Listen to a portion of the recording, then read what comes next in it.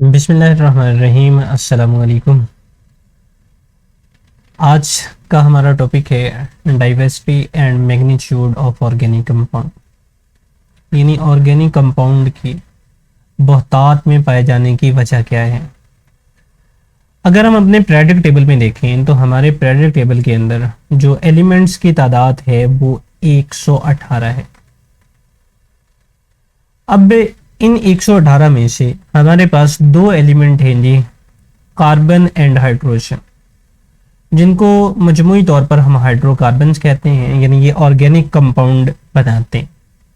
और organic compound की जो तादाद इस वक्त हमारे पास मौजूद है ये तकरीबन 10 मिलियन से ज़्यादा है। इन 10 मिलियन से ज़्यादा कार्बन एटम जो हैं या ऑर्गेनिक कंपाउंड जो हैं वो हमारे पास पाए जाते हैं। इस बहुतात की वजह यहाँ पर हम कुछ इसके एलिमेंट डिस्कस करेंगे कि इसमें इतनी ज़्यादा बहुतात के पाए जाने की वजूहात क्या है। सो इनमें से सबसे पहला जो हमारे पास है जी वो है कैटिनेशन। कि कैटिनेशन हमारे पास जो है ये क्या है।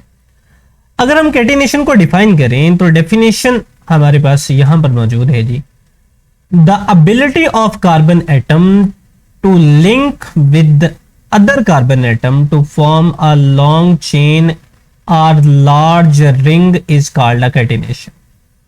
यानी कार्बन एटम्स की ऐसी एबिलिटी, ऐसी खासियत जिसमें कार्बन एटम आपस में जुड़कर या एक दूसरों के साथ जो है वो जुड़कर लॉन्ग चेन कंपाउंड या रिंग बनाते हैं। सो ये वाली एबिलिटी जो है ये कैटिनेशन कहलाती है। अब हमारे पास लॉन्ग चेन या रिंग में, जैसे कि हमने लास्ट लेक्चर के अंदर हमने बात की, हमारे पास जो है ये बेंजीन रिंग मौजूद है। अब बेंजीन रिंग जो है वो 6 मेंबर रिंग जो है ये मौजूद है, जिसमें अल्टरनेटिव सिंगल और डबल बॉन्ड जो है ये हमारे पास मौजूद होते हैं। इसी तरह से लॉन्ग चेन में हम मीथेन से लेकर जो डेकेन है वहां तक हम इनके फार्मूला, मॉलिक्यूलर फार्मूला और स्ट्रक्चरल फार्मूला के ऊपर जो है या कंडेंस फार्मूला के ऊपर हम बात कर चुके हैं। यानी ये लॉन्ग चेन कंपाउंड जो है ये बनाते हैं। सो इसकी ये वाली जो एबिलिटी है जिसमें ये लॉन्ग चेन कंपाउंड बनाते हैं, इस एबिलिटी को हम कैटिनेशन कहते हैं। अब इस कैटिनेशन की क्या वजूहात हो सकती हैं जी। सो दो वजूहात हैं जी। The basic condition for the element to exhibit in catenation, first element should have the valency 2 और ग्रेटर देन 2। कि एलिमेंट की जो वैलेंसी है ये 2 से ज्यादा होनी चाहिए। अब वैलेंसी से मुराद है जी कि एलिमेंट की ऐसी खासियत, एक ऐसी यूनिक खासियत जिसके तहत एक एलिमेंट जो है वो दूसरे एलिमेंट के साथ जुड़ता है या बांड बनाता है। अब कोई एलिमेंट कितने बांड बना सकता है या कितने इलेक्ट्रॉन को लॉस या गेन कर सकता है, इस एबिलिटी को हम उसकी वैलेंसी बोलते हैं। अब कार्बन एटम जो हमारे पास मौजूद है, कार्बन एटम की जो वैलेंसी है ये 4 है। यानी कार्बन एटम जो है वो टेट्रावैलेंट है। यानी पहली इसकी जो कंडीशन है कैटिनेशन की, उसके ऊपर ये पूरा उतरता है कि कार्बन एटम जो है वो टेट्रावैलेंट है, यानी 4 बांड जो है वो बना सकता है।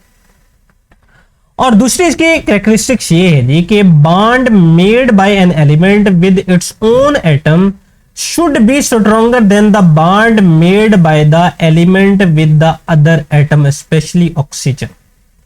यानी जो बांड बने, यानी कार्बन का अगर कार्बन के साथ बांड बन रहा है तो वो ज्यादा स्ट्रॉन्ग होना चाहिए, ज्यादा मजबूत होना चाहिए एज कंपेयर टू कार्बन का बांड किसी और एटम के साथ बने।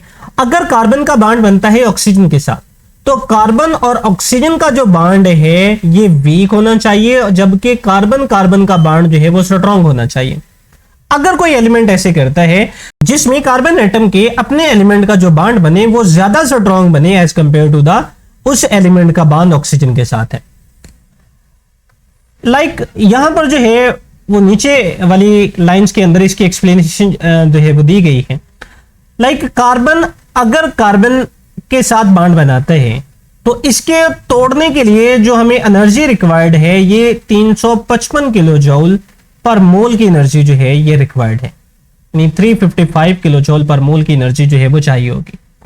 जबकि अगर कार्बन का बांड ऑक्सीजन के साथ बना हुआ है तो इस बांड को तोड़ने के लिए जो एनर्जी रिक्वायर्ड है ये 351 किलो जूल पर मोल की एनर्जी जो है वो रिक्वायर्ड है। यानी कार्बन कार्बन का बॉन्ड जो है वो ज्यादा स्ट्रॉन्ग है as compare to the carbon oxygen. इस वजह से जो फिजिबिलिटी ज्यादा है, यानी जो स्ट्रेंथ ज्यादा है, वो कार्बन कार्बन बॉन्ड की ज्यादा है as compare to the carbon oxygen. अब इसके अलावा हमारे पास सिलिकॉन भी एक ऐसा एलिमेंट है जिसकी वैलेंसी जो है वो 4 है, लाइक ये सेम ग्रुप से ताल्लुक रखते हैं। अब सिलिकॉन सिलिकॉन का जो आपस में बॉन्ड है, इसको तोड़ने के लिए जो एनर्जी चाहिए वो 200 किलो जॉल पर मोल की एनर्जी जो है वो रिक्वायर्ड। जबकि अगर सिलिकॉन का बॉन्ड बनता है ऑक्सीजन के साथ, तो इसको तोड़ने के लिए जो एनर्जी रिक्वायर्ड है वो 452 किलो जॉल पर मोल की एनर्जी जो है वो रिक्वायर्ड है। अब ये देखें यहां पर कि सिलिकॉन सिलिकॉन को बॉन्ड को तोड़ने के लिए जो एनर्जी है वो कम रिक्वायर्ड है, जबकि सिलिकॉन ऑक्सीजन को बॉन्ड को तोड़ने के लिए एनर्जी ज्यादा रिक्वायर्ड है। इट्स मीन कि सिलिकॉन का सिलिकॉन के साथ जो बॉन्ड बन रहा है ये वीक है, जबकि सिलिकॉन का जो ऑक्सीजन के साथ बॉन्ड बन रहा है ये स्ट्रॉन्ग है। इसके बरअक्स जो हमारे पास कार्बन कार्बन का बॉन्ड है ये स्ट्रॉन्ग बॉन्ड है, जबकि जो कार्बन ऑक्सीजन का बॉन्ड है ये वीक बॉन्ड है। इस तरह से सिलिकॉन की प्रेफरेंस ये होगी कि वो ऑक्सीजन के साथ बॉन्ड बनाए, जबकि कार्बन की प्रेफरेंस ये होगी कि अपने ही कार्बन एटम के साथ जो है वो बॉन्ड बनाए। जैसे कि नीचे लाइंस के अंदर जो है वो लिखा गया है, both silicon and carbon have electronic similar electronic configuration, यानी इनकी इलेक्ट्रॉनिक कॉन्फ़िगरेशन एक जैसी है, यानी ये सेम ग्रुप से ताल्लुक रखते हैं। But carbon show catenation whereas silicon does not. Carbon जो है वो कैटिनेशन का मुजाहरा करता है, जबकि सिलिकॉन कैटिनेशन का मुजाहरा नहीं करता। अब क्यों नहीं करता? It is mainly due to the reason that carbon carbon bond is much stronger. Carbon carbon bond जो है वो ज्यादा स्ट्रॉन्ग है, जबकि जो सिलिकॉन सिलिकॉन बॉन्ड है वो वीक है। On the other hand silicon oxygen bond is much stronger, जबकि सिलिकॉन का जो ऑक्सीजन के साथ बॉन्ड बनता है ये ज्यादा स्ट्रॉन्ग है then the carbon oxygen bond as compare to the carbon oxygen bond. Hence, silicon occur in the form of silica, silicates in nature। यानी सिलिकॉन जो है वो सिलिका या सिलिकेट्स की फॉर्म में पाया जाता है। यानी सिलिकॉन का जो बॉन्ड बनता है वो silicon then oxygen then silicon then oxygen and then silicon, यानी इस तरह से आपस में जुड़कर जो है वो लॉन्ग चेन जो है वो बनाते हैं। ये सिलिका या सिलिकेट्स की फॉर्म में जो है वो हमें मिलते हैं। सिलिकेट्स लाइक हमारे पास इसका फार्मूला है जी सिलिकॉन डाइऑक्साइड SiO2, जिसको हम आम अल्फाज के अंदर जो है वो रेत कहते हैं। तो ये इसका फार्मूला है, ये सिलिकेट्स की फॉर्म में हमारे पास जो है वो पाया जाता है। सो ये ऑर्गेनिक कंपाउंड के ज्यादा पाए जाने की एक वजह है कि इसमें कैटिनेशन होती है, यानी ये कार्बन कार्बन आपस में जुड़कर लॉन्ग चेन कंपाउंड जो है ये बना सकते हैं। सो ये इसकी पहली वजह है जी। अब आते हैं जी इसकी दूसरी वजह की तरफ, जिसकी वजह से जो है वो कार्बन कार्बन जो है या जो हमारे पास ऑर्गेनिक कंपाउंड है ये बहुतात में पाए जाते हैं। वो हमारे पास है जी आइसोमरिज्म।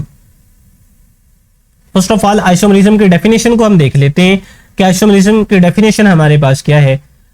आइसोमरिज्म को अगर हम डिफाइन करें, the compound are said to be isomers if they have the same molecular formula but different arrangement of atom in their molecule are different structural formula। यानी जिनका मॉलिक्यूलर फार्मूला तो एक जैसा होता है, लेकिन उनका स्ट्रक्चरल फार्मूला या अरेंजमेंट जो एटम की होती है वो डिफरेंट होती है। सो ऐसे को हम आइसोमर्स कहते हैं और इस फिनोमिना को जो है वो आइसोमरिज्म बोला जाता है। मिसाल के तौर पर जैसे कि हमारे पास ब्यूटेन है। अब ब्यूटेन का जो हमारे पास मॉलिक्यूलर फार्मूला है वो है जी C4H10। ये हमारे पास इसका मॉलिक्यूलर फार्मूला है। अब हम इसका स्ट्रक्चरल फार्मूला जो है वो देख लेते हैं। अब इसका स्ट्रक्चरल या इसकी अरेंजमेंट दो तरह की हो सकती है।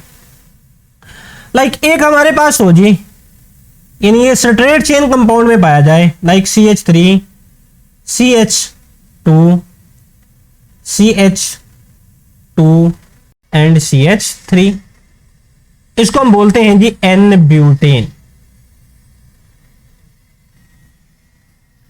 या दूसरा इसको आइसोब्यूटेन हमारे पास मौजूद है, लाइक ये हमारे पास हो जी CH3 CH3 एंड CH3, इस वाले को बोला जाता है जी आइसोब्यूटेन। अब यहां से ये हमारे पास जो है वो दो फॉर्म में मौजूद है। एक एन ब्यूटेन की फॉर्म में यानी इसकी अरेंजमेंट है, और दूसरी है वो आइसोब्यूटेन। दोनों फॉर्म्स के अंदर इसके कार्बन एटम की तादाद और हाइड्रोजन एटम की तादाद एक जैसी है, या दूसरे लफ्जों में इसका मॉलिक्यूलर फार्मूला एक जैसा है लेकिन अरेंजमेंट जो है वो डिफरेंट है। इसी तरह से अगर हम एक और एग्जांपल यहां पर देख लें, जैसे कि हमारे पास मौजूद है जी पेंटेन C5H12, ये पेंटेन का हमारे पास मॉलिक्यूलर फार्मूला है। अब ये भी डिफरेंट स्ट्रक्चर में पाया जाता है। लाइक पेंटेन हमारे पास एग्जिस्ट करती है जी नॉर्मल पेंटेन की फॉर्म में, like CH3 CH2 CH2 CH2 and CH3। इस वाले को हम बोलते हैं जी नॉर्मल पेंटेन। इसी तरह से ये हमारे पास आइसोपेंटेन की फॉर्म में भी पाया जाता है, लाइक CH3, यहां पर हमारे पास हो GCH, यहां पर हमारे पास हो CH3, देन अगेन हमारे पास हो CH2 एंड CH3। ये हमारे पास है जी आइसोपेंटेन की फॉर्म में पाया जाता है। इसी तरह से तीसरा इसका आइसोमर हमारे पास बनता है जी नियोपेंटेन, वो हमारे पास है CH3 CH3 CH3 and CH3। इस वाले को बोला जाता है जी नियोपेंटेन। इसको थोड़ा ऊपर की तरफ कर लेते हैं, यहां पर जो है वो इसको कर लेते हैं ताकि जो है वो हमारा व्यू जो है वो इसमें कंप्लीट हो। इस वाले को बोला जाता है जी नियोपेंटेन। अब ये तीन हमारे पास इसके आइसोमर्स मौजूद हैं जी पेंटेन के। इसका मतलब ये हुआ कि जिस तरह से कार्बन एटम्स की तादाद जो है वो बढ़ती चली जाएगी, इसी तरह से आइसोमर्स की तादाद जो है वो इंक्रीज होती चली जाएगी। जैसे कि हमारे पास ब्यूटेन में अगर हम देखें तो ब्यूटेन में हमारे पास जो है वो कार्बन एटम की तादाद 4 है। सो इसमें जो हमारे पास आइसोमर्स पाए जाते हैं ये 2 पाए जाते हैं। इसी तरह से अगर हम पेंटेन में देखें तो पेंटेन में हमारे पास कार्बन एटम की तादाद जो है वो 3 है, लेकिन इसी तरह से अगर हम देखें तो पेंटेन में हमारे पास कार्बन एटम की तादाद जो है वो 5 है। सो इसके आइसोमर्स जो है वो 3 है। इस तरह से जिस तरह कार्बन एटम्स की तादाद जो है वो बढ़ती चली जाएगी, इसी तरह से जो इनमें आइसोमर्स की तादाद है वो इंक्रीज होती चली जाएगी। सो इसका मतलब ये हुआ जी कि हमारे पास एक जो फॉर्म्स हमारे पास मौजूद है वो एक से ज्यादा इसके स्ट्रक्चरल फार्मूला के अंदर जो है वो मौजूद हो सकती है। सो ये इसकी दूसरी वजह है जी, जिसकी वजह से जो कार्बन एटम हैं ये बहुतायत में पाए जाते हैं, यानी उनके ज्यादा तादाद की वजह ये है। सो नेक्स्ट की तरफ मूव करते हैं जी। नेक्स्ट रीजन हमारे पास है जी strength of covalent bond of carbon, यानी कार्बन एटम की स्ट्रेंथ। ये बात हम पहले भी कर चुके हैं जी कैटेनेशन में कि कार्बन कार्बन का बॉन्ड जो है वो ज्यादा स्ट्रांग है as compare to the bond with the oxygen atom. इसके अलावा जो कार्बन के बॉन्ड बनते हैं जी, कार्बन का बॉन्ड बनता है ऑक्सीजन के साथ, नाइट्रोजन के साथ, हाइड्रोजन के साथ या किसी भी एलिमेंट के साथ, वो बॉन्ड जो है वो स्ट्रांग बॉन्ड होते हैं। इस वजह से कार्बन एटम की जो स्ट्रेंथ है यानी जो कोवेलेंट बॉन्ड की स्ट्रेंथ है वो ज्यादा है। लाइक यहां पर लिखा गया है due to its very small size carbon can form very strong covalent bond with other carbon atom. दूसरे कार्बन एटम के साथ इसका बॉन्ड स्ट्रांग होता है। इसी तरह से हाइड्रोजन है, ऑक्सीजन है, नाइट्रोजन है और हेलोजन एटम है। हेलोजन हमारे पास ग्रुप नंबर 17 के एलिमेंट हेलोजन कहलाते हैं, जिनमें फ्लोरीन है, क्लोरीन है, ब्रोमीन है और आयोडीन है।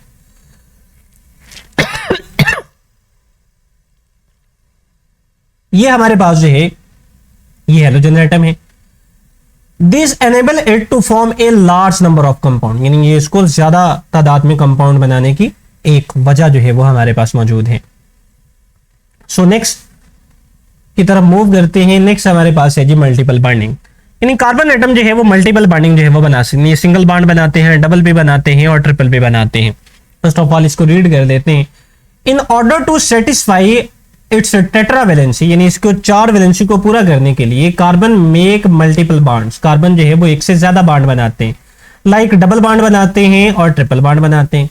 This further add to the possible number of structure, इसके अलावा इनके जो पॉसिबल नंबर ऑफ स्ट्रक्चर्स हैं वो भी इंक्रीज कर जाते हैं। For example 2 carbon ethane are linked by a single covalent bond, by a double covalent bond and ethylene in a triple covalent bond.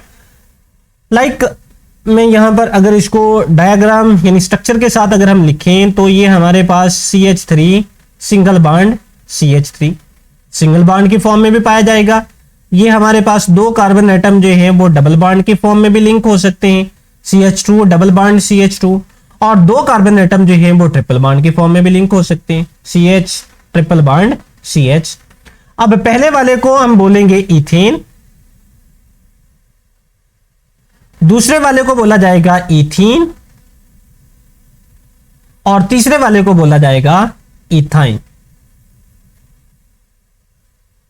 सो ये हमारे पास यानी ये तीनों की फॉर्म में जो है वो यानी अगर हमारे पास बॉन्डिंग चेंज हुई सेंटर में से, सो इट्स मीन हमारे पास कंपाउंड जो है वो चेंज हो गया।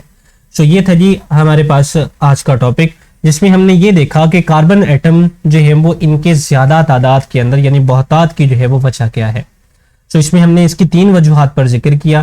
फर्स्ट ऑफ ऑल हमने बात की कैटिनेशन की, उसके बाद आइसोमरिज्म की, इसके बाद स्ट्रेंथ ऑफ कोवेलेंट बॉन्ड की, और लास्ट में हमने जो बात की वो मल्टीपल बॉन्डिंग की बात की। सो ये था जी आज का हमारा लेक्चर। नेक्स्ट लेक्चर के साथ इंशाल्लाह जो है वो नेक्स्ट टाइम हाजिर होंगे। तब तक के लिए हमें इजाजत दें। अल्लाह हाफिज।